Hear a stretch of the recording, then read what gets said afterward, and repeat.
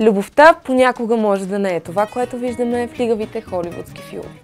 Не винаги има красиво момче и момиче, които се срещат в гимназията и след това се женят и заживяват щастливо. Или пък случайно погледите им се сблъскват в кафенето и те разбират, че са създадени един за друг.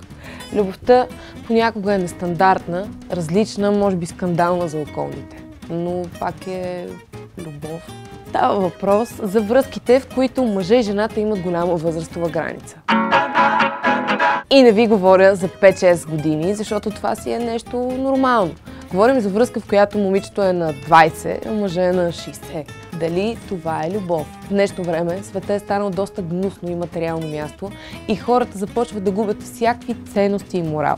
Започнахме да гледаме кой каква кола кара, кой в какъв ресторант ходи, къде ще ни заведе на почивка и коя скъпа рокличка ще ни купи от мола. Това не е любов, хора. И да, може би има и случаи, в които двама човека се срещат и любовта се случва без значение от обстоятелства, време и място. Повечето момичета търсят таткото в лицето на мъжа до себе си. Някой, който да ги подкрепя, да ги разбира и да им помага. Но има и момичета, които търсят спонсора в лицето на мъжа до себе си. Продаваш тялото си за малко скъпи парцалки и една разходка с яхта в Гърция, например. А за това си има друго име и то не е любов.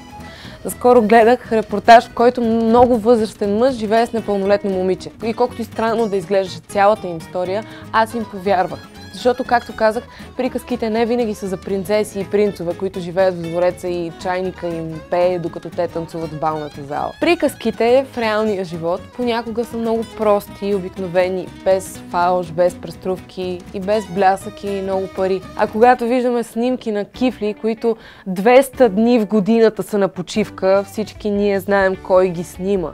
Човека, който ви е платил циците. Той не е принц, той е просто един комплексиран чичко. А вие не сте принцеса, а кукла, която скоро ще бъде захвърлена за по-нова и по-модерна.